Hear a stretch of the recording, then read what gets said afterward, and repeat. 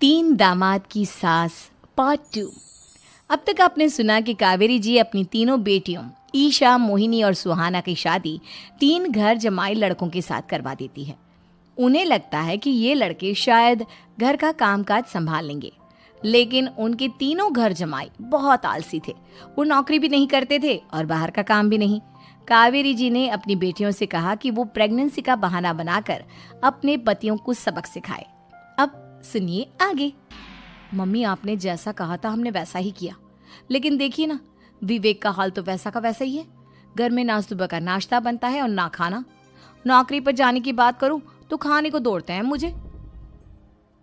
हाँ मम्मी, मैंने भी सुमित को कितनी बार कहा कि अगर नौकरी नहीं करनी तो कोई छोटी सी दुकान ही खोल लो, घर का खर्चा कैसे चलेगा। देखो दोपहर के 12 बजने आए और जनाब अभी तक सो रहे हैं। हाँ मम्मी, ईशा और सुहाना ठीक कहती हैं। अविनाश का भी यही हाल है। जब मैंने अपनी प्रेगनेंसी के बारे में कहा तो मुझसे कहने लगा, अरे दूसरी लड़कियां तो 9-9 महीने तक नौकरी करती है, बस डिलीवरी के टाइम छुट्टी लेती है। मोहिनी, तुम भी नौकरी करो। अब मुझे कहाँ नौकरी मिलेगी। मम्मी बताओ अब मैं क्या करूँ। हे भगवान, क्या सोचकर घर जमाई दामाद लाई थी मैं कि मेरी बेटियां मेरे पास रहेंगी और खुश रहेंगी, लेकिन इन आलसी दामादों ने तो हमारी जिंदगी को भी प्रॉब्लम में डाल दिया है। मैं तो कहती हूँ मम्मी, हम लोग वापस अपनी जॉब पर जाना शुरू कर देते हैं। बता देते हैं इन लोगों को कि हमने प्रेगनेंसी का बहाना किया है। नहीं नहीं बेटा, ऐसी गलती भी मत करना। अगर तुमने ऐसा किया तो इन तीनों की आदत और खराब हो जाएगी। अरे आज नहीं तो कल कभी तो तुम प्रेग्नेंट होगी, तब वापस यही प्रॉब्लम आएगी। तब क्या करोगी तुम तीनों। हाँ मम्मी, आपकी बात तो बिल्कुल सही है। इन लोगों को तो सुधारना ही पड़ेगा। लेकिन कैसे? अपने बच्चों के आने की खबर सुनकर भी इन लोगों पर कोई असर नहीं हो रहा। पैसे कमाने के लिए घर से बाहर निकलना ही नहीं चाहते ये तीनों। अब मेरे दिमाग में एक प्लान आया है। तुम तीनों चिंता मत करो, उन तीनों को बुलाओ, फिर मैं बात करती हूँ। थोड़ी देर बाद कावेरी जी अपने तीनों दामादों को सामने बुलाकर अपनी बात कहना शुरू करती हैं। अविनाश, सुमित और विवेक, देखो बेटा, मैं ना तुम तीनों से बड़ा प्यार करती हूँ, इसीलिए तो तुम्हें घर जमाई बना कर रखा है मैंने। अरे मम्मी जी, सीधे सीधे कहिए ना, क्या बात है। प्यार तो हम भी आपको बहुत करते हैं। अरे मम्मी जी, आपकी इज्जत भी बहुत करते हैं। अरे भाई, आपके जैसी सास और कमाने वाली बीवी सबको मिलती है क्या? हाँ मम्मी, विवेक और सुमित ठीक कह रहे हैं। आपकी बेटी से शादी करके मेरी तो जिंदगी ही अच्छी हो गई है। जानती हूँ मैं, और ये भी जानती हूँ कि तुम तीनों अपने अपनी बीवियों से बहुत प्यार करते हो। बेटा, बात ऐसी है कि हमारे कुल गुरु ने कहा है कि प्रेग्नेंट होने के बाद मेरी तीनों बेटियां शुरू के 4 महीने हमारे गांव में जाकर रहेगी, जहां मेरे चाचा जी रहते हैं। अरे लेकिन क्यों मम्मी, गांव में जाकर रहने की क्या जरूरत है इन तीनों को। वो क्या है ना बेटा, हमारे परिवार को एक श्राप है। अगर मेरी बेटियों ने यहाँ पर बच्चा पैदा करने की कोशिश की तो उनके बच्चों को कुछ भी हो सकता है। इसलिए अब से लेकर 4 महीने पूरे होने तक इन्हें गांव वाले घर में रहना पड़ेगा। हाँ तो इसमें प्रॉब्लम क्या है मम्मी जी? हम भी वहाँ जाकर रहेंगे, पिकनिक मनाएंगे। अरे भाई, बीवी जहाँ हम भी वहाँ। हाँ यार, आइडिया तो बहुत अच्छा है। शहर की ज़िंदगी में रह रहकर परेशान हो चुके हैं, अब कुछ दिन गांव में बिताएंगे।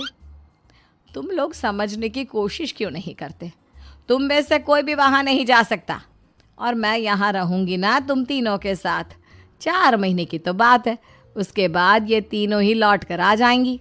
ठीक है मम्मी जी, अब हमारे बच्चों का सवाल है तो ये तो करना ही पड़ेगा। कावेरी अपनी तीनों बेटियों को कुछ दिन के लिए घर से बाहर कहीं दूसरे शहर में रहने के लिए भेज देती है।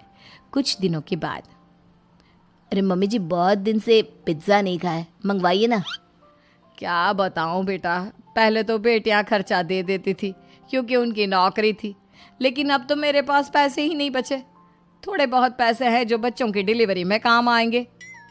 लेकिन मम्मी जी, आपकी बेटियों को वापस आने में तो अभी बहुत वक्त बाकी है। वही सोच सोच कर परेशान हो रही हूँ। सोच रही हूँ कल से दूध भी बंद करवा देती हूँ। अब दूध वाले को देने के लिए पैसे भी तो नहीं है ना। अरे नहीं नहीं मम्मी जी, अगर दूध भी बंद करवा दोगी तो मुझे चाय कहाँ से मिलेगी, और चाय के बिना मैं तो मर ही जाऊंगा। क्या करूं बेटा, इसके अलावा हमारे पास कोई ऑप्शन नहीं है, मेरे पास पैसे ही नहीं बचे। इस तरह कावेरी जी धीरे धीरे अपने तीनों दामादों को पैसे देना बंद कर देती हैं और घर में खाने पीने की चीजें लाना भी बंद कर देती है। अब वो तीनों बुरी तरह से परेशान होने लगे थे और इसलिए एक दिन तीनों प्लान करके घर से बाहर निकलते हैं और बाजार में जाने के बाद, यार अच्छा खाना खाए हुए कितने दिन हो गए, पता नहीं कब अच्छा खाना मिलेगा। हमारी बीवियों के जाने के बाद तो हमारी हालत भिखारियों जैसी हो गई है यार। कुछ भी हो, मुझे तो आज पिज्जा खाना ही खाना है। जेब में 1 रुपया नहीं और पिज्जा खाएगा, कहाँ से आएंगे पैसे? अरे देख वहाँ सामने बोर्ड पर क्या लिखा हुआ है, कंप्यूटर पर काम करने के लिए एक आदमी की आवश्यकता है। भाई मैं तो जा रहा हूँ, काम करूँगा और शाम तक पैसे लाकर आराम से पिज्ज़ा खाऊंगा। जा जा, तुझे कोई काम नहीं देने वाला, हम तो घर जा रहे हैं। चल भाई सुमित। सुमित और अविनाश वहाँ से चले जाते हैं और विवेक उस कंप्यूटर शॉप पर सारा दिन काम करके 5,000 रुपये कमा कर घर लौट कर आता है और अपने खाने के लिए अच्छी अच्छी चीज़ें भी लेकर आता है। ये देखकर विवेक और सुमित के दिल में भी कुछ पैसे कमाने की इच्छा जागती है। अरे सुबह सुबह कहाँ चल दिए तुम? मम्मी जी एक बहुत अच्छी जगह मिली है, कंप्यूटर पर काम करने के 5,000 मिले थे कल मुझे। अगर रोज काम करूंगा तो पूरे 40,000 की तनख्वाह। अरे वाह, ये तो बहुत अच्छी बात है दामाद जी, आपको जाना ही चाहिए। सुमित और अविनाश विवेक को इस तरह तरक्की करते देखकर परेशान हो जाते हैं और वो दोनों भी काम की तलाश में निकल पड़ते हैं। धीरे धीरे उन दोनों को भी काम मिल जाता है। अब कावेरी के तीनों दामाद छोटी मोटी नौकरी करके अच्छा पैसा कमाने लगे थे। एक दिन कावेरी उन्हें अपने पास बुलाती हैं। अरे वाह, विवेक 40,000 कमा लेता है, अविनाश 60,000 और सुमित तुम